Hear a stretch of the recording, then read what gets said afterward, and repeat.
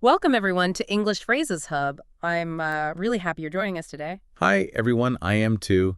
And we're really excited to, spend this time with you exploring how to communicate a bit more confidently, maybe more naturally on social media. That's right. It's a special deep dive for all of you intermediate English learners out there, people who want to connect online, maybe with friends, family, new people, Right. but without feeling, you know, unsure about what to say or how exactly to say it. Think of this as your friendly guide to online English.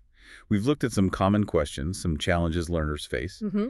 and we're going to share some really practical phrases and tips you can start using, like right away on Facebook, Instagram, Twitter, wherever you are online. Yeah, today we'll be focusing on, well, first, how to easily start conversations using some simple but really effective phrases. Oh, yeah. And we'll also look at some common little mistakes, things that are easy to make, and how to avoid them. Good idea. Plus, some ideas on making your posts a bit more interesting, more engaging for others. And finally, yeah, we'll touch on how to build a sort of positive and friendly online presence overall, Right. whether you're just sharing updates or asking questions or, connecting.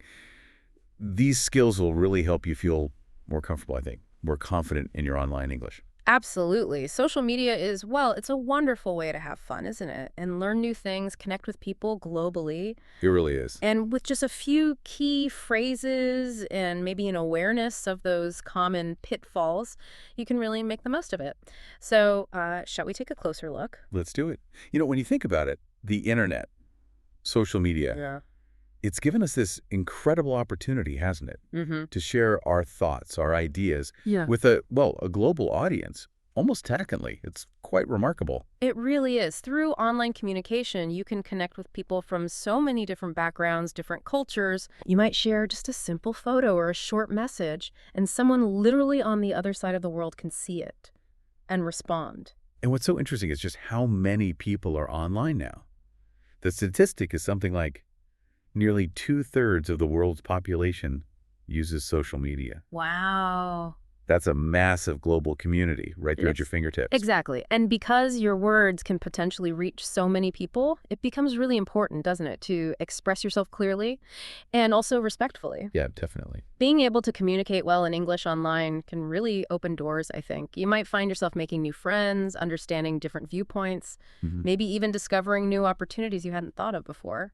And it's worth remembering, too, that what you share online, Mm. it often stays there for a while, right? Yeah. And can be seen by lots and lots of people. That's true. So this power to connect, it also comes with a kind of responsibility to be thoughtful in what we say. Yeah. A kind comment or a well-written post, it can really make someone's day Mm. or spark a great discussion. That's such a good point.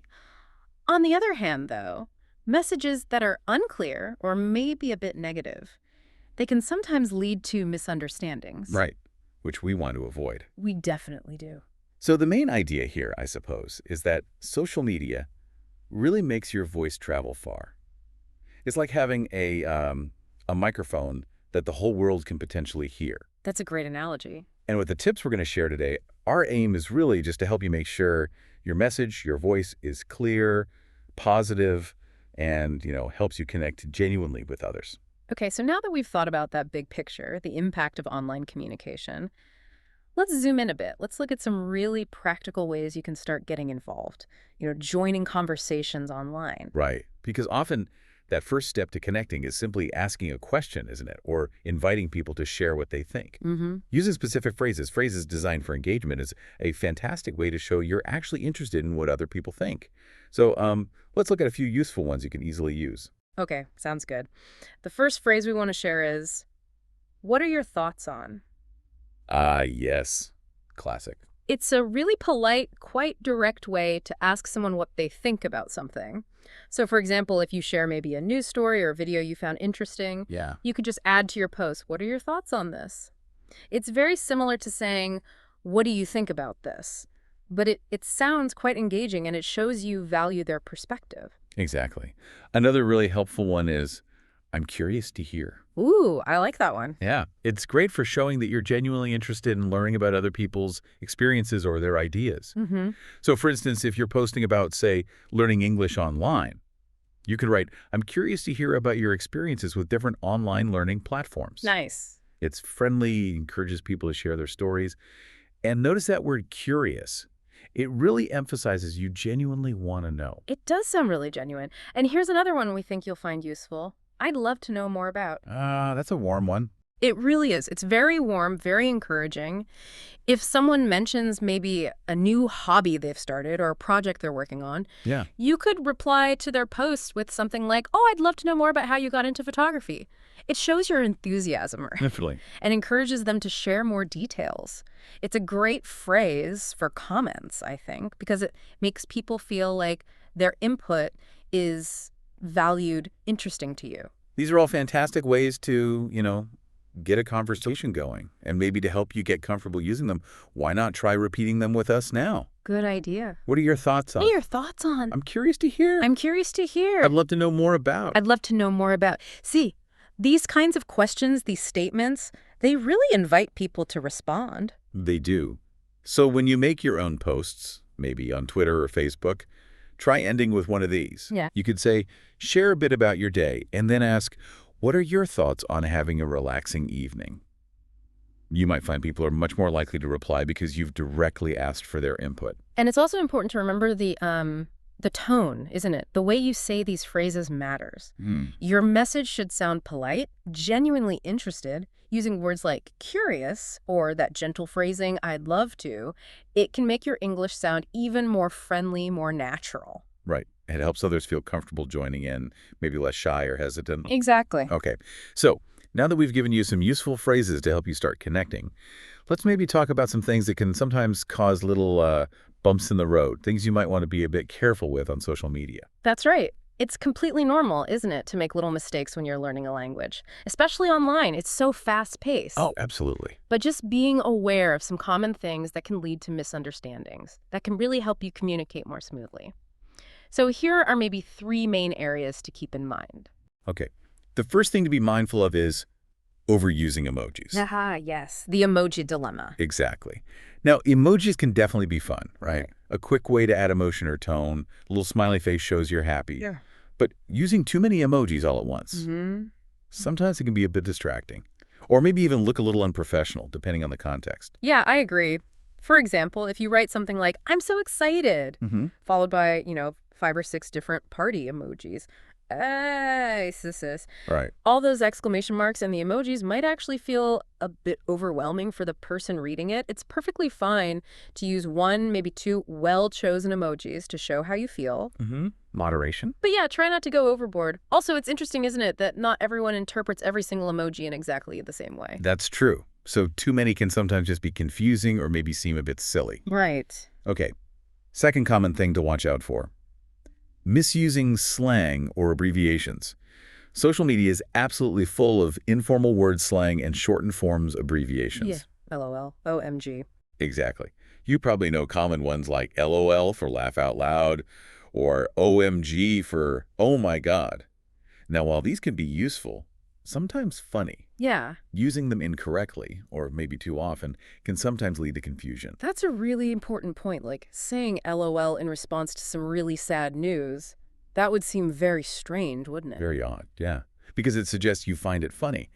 Similarly, using a slang word in the wrong context can just make your message hard for others to understand. So what's the advice? Well, if you're ever not completely sure about a slang word or an abbreviation, it's probably best to either just avoid using it or, take a quick moment to look it up, see how it's normally used. Good tip.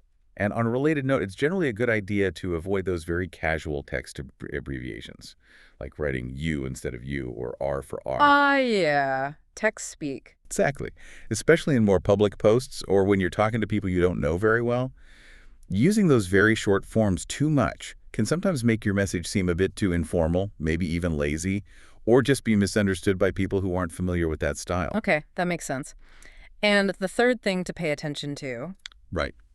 Number 3, trying not to ignore grammar and spelling. The basics. The basics, yeah. It's so easy to quickly type out a message on social media without really thinking about these things, but taking just a moment to check your writing can really make a big difference in how clear your message is. Absolutely. Good grammar, correct spelling. It just makes your posts much easier for everyone to read and understand. If you consistently write something like, say, "don't have time" instead of "don't have time," It might seem small, but it can actually make it a little harder for people to follow what you mean. Exactly. You certainly don't need to be absolutely perfect. Nobody expects that. Yeah. But making an effort with basic punctuation, commas, periods, apostrophes, and quickly checking your spelling, especially for important posts, is a really good habit to get into. And the wonderful thing is, most phones and computers have spell checkers built right in, don't they? They do. They can help you catch those little errors. For example, mixing up words like your and your, or there, and there. Oh, classic ones. Very common mistakes, even for native speakers. Just paying a little bit of attention to these kinds of details can really make your English look more polished, more professional online. So the takeaway here is, don't worry if you've made these little slips before. Most people have. Absolutely. The key is just to become a little more mindful, right? As you communicate online, try to use emojis thoughtfully. Learn slang gradually. Use it when it feels right. Right. Appropriately. And always take a quick look at what you've written before you hit send or post. By being mindful of these common areas, your online communication will just become even clearer and more effective. Definitely. Okay, so we have some ideas about what to maybe be a little careful of. Now let's think about how you can make your social media posts really shine. Grab people's attention in a good way. Yeah, how to make your content more interesting, more engaging for others. This is where you can really let your personality come through, I think. Creating compelling content. It's all about making your posts interesting, clear, and something people actually enjoy reading and maybe want to respond to. Okay, so what are the tips? Well, here are a few simple, but I think effective tips. Yeah. First, try to use strong action verbs whenever you can. Action verbs. Verbs, are the action words, and choosing verbs that are powerful, descriptive. It really makes your writing more lively, more engaging. Can you give an example? Sure. So instead of saying, I got a new job, which is fine, Yeah, it's okay. you could say, I landed at a new job. Landed sort of paints a picture of success, doesn't it? It feels more active. It does, yeah. Or if you saw a great movie, instead of just, it was good, maybe something like, it blew me away. That means you were really impressed. Ah, okay. Much more impact. Exactly. Strong verbs add energy, make people more interested in what you're sharing. Great tip. What's next? Second really effective idea. Include visuals when you can, if it's appropriate. Pictures and videos. Exactly. You know the English saying a picture is worth 1,000 words? Mm-hmm. On social media, a good photo or a short, interesting video often grabs attention much faster than just plain text. That's definitely true. So if you're sharing about, say, a delicious meal you cooked, include a nice photo. Makes me hungry just thinking about it. Me too. Or if you're talking about a beautiful place you visited, definitely add a picture of the view. Right. If you're explaining how to do something, maybe a simple craft or a recipe, think about adding a short video or an image of the finished thing. Visuals really help tell your story, give your audience something to connect with instantly. Plus, as we said, for English learners, a good image can often help explain what you mean without needing quite so many words. That's a really practical point. Okay, and the third tip for compelling content. Right, number 3. Aim to be concise and clear in your writing. Keep it short and sweet. Kind of, yeah. People scrolling through social media often do it quite quickly, don't they? They do. Long, complicated paragraphs. They can sometimes just get skipped over. So try using shorter sentences, or maybe break up text with bullet points, if that makes sense for your post. Get to the main point without too many extra, unnecessary words. Can you show us what you mean? Maybe a long-winded versus concise example. Sure. Okay, imagine you wanted to share about going to a market. Long-winded might be. I wanted to share that yesterday I went to the market, which is downtown, and I bought some fresh vegetables, which was a really enjoyable experience for me, honestly. Okay, lots of ands and whiches. Exactly. A more concise version could be, yesterday I visited the downtown market and bought fresh vegetables. It was a really enjoyable experience. Ah, much easier read. Clearer. Right. Easier to read quickly, especially on a small screen. The sentences are clearer. Being concise isn't about leaving out important stuff. It's about choosing words carefully. So each word adds value, makes your message easy to grasp. And more people are likely to actually read it and understand it quickly that way. That's the goal. Okay, so just to quickly recap those tips for compelling content. Use strong action verbs, include visuals when you can, Yeah, and aim for clear and concise writing. exactly.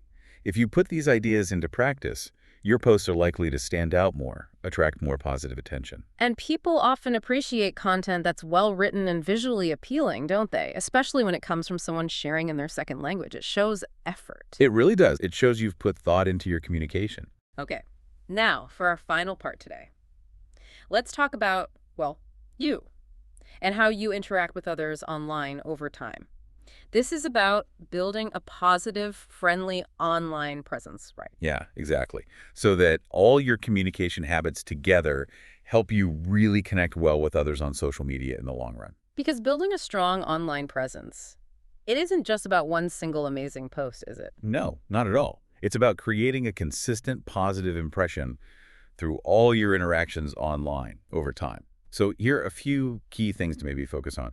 Okay, what's the first one? First, try to be prompt and responsive. Mm-hmm. Promptly just means, quickly, within a reasonable amount of time. Right, don't leave people hanging. Exactly. Yeah. If someone leaves a comment on your post or sends you a direct message, try to reply when you can, maybe within a day or so, if possible. For example, if you ask, what are your thoughts on Anaka, and someone takes the time to answer, make sure you acknowledge it. Yeah, definitely. Even a simple, thanks for sharing, or thanks for your thoughts, or maybe a direct answer to their point, it makes a big difference. So why is being prompt so important? Well, responding in a timely way shows you're present, you're engaged in the conversation, it shows you value their input, and it encourages them to keep interacting with you in the future, builds that connection. Okay, that makes sense. What's the next element? Another really important one is to try to stay positive and respectful in your interactions. Positivity online. Yeah, it can be really powerful. It doesn't mean you have to be like super cheerful all the time. No, not fake. Well, not fake, no. But aiming for a generally respectful, positive tone in your posts and replies, that's a good goal. And what if you disagree with someone? That's a great question. If you disagree, try to share your perspective politely, without being negative or attacking their opinion personally. How would you phrase that? You could say something like, that's an interesting point. I see it a little differently because, or I understand where you're coming from, but in my experience, something like that. It keeps the conversation friendly, constructive. Oh, okay. Also, generally try to share things you find interesting, enjoyable, or maybe inspiring. Positivity tends to attract people, makes the online space more pleasant for everyone involved. And what about negative comments directed at you? Sometimes that happens. Unfortunately, yes. If you do come across negative or unkind comments, often the best approach is either to respond very calmly, factually, or maybe even just not to engage with them at all. Don't get drawn into an argument. Right, protect your peace. Exactly. It helps you maintain your own positive reputation. Just remember, your online presence grows with every single interaction, so always try to keep it kind and respectful. Good advice. Okay, and the final element for a strong online presence. And finally, and this is perhaps the most important one, try to share your own voice and be authentic. Be yourself. Be yourself. Exactly. Sharing your voice just means letting your true personality, your interests, shine through in your communication online. Being authentic, being genuine, helps you connect with others in a much more meaningful way. So don't be afraid to post about things you're actually interested in. Not at all. Ah. Share your experiences, maybe talk about things you're learning or working on as long as it feels right for you and the platform, of course. Maybe you love photography or you care deeply about a cause. Share that. And it doesn't matter if the English isn't perfect. Absolutely not. When you're writing in English, it's perfectly okay if it's not grammatically perfect all the time. What really matters is that it's genuinely you.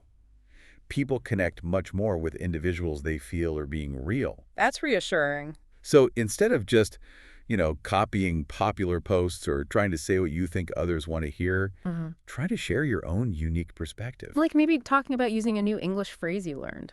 Exactly. That's a perfect example. Your journey as an English learner and just as a person is interesting.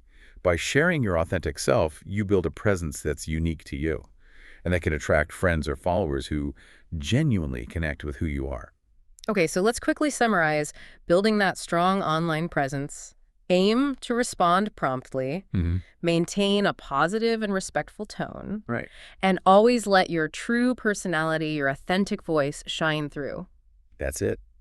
Over time, these consistent habits will show others that you're a thoughtful, engaging person to connect with online. Oh, wow, we've covered so much ground in this deep dive today. We really have. We talked about how important online communication is, shared some really useful phrases to get conversations started, Mm-hmm. highlighted some common mistakes to be aware of, gave ideas for creating more interesting content, and just now talked about building that positive online presence. That's right. We explored the power of connecting online, why clear and positive communication is so valuable. We learned those essential engagement phrases like, what are your thoughts on? I'm curious to hear. And I'd love to know more about.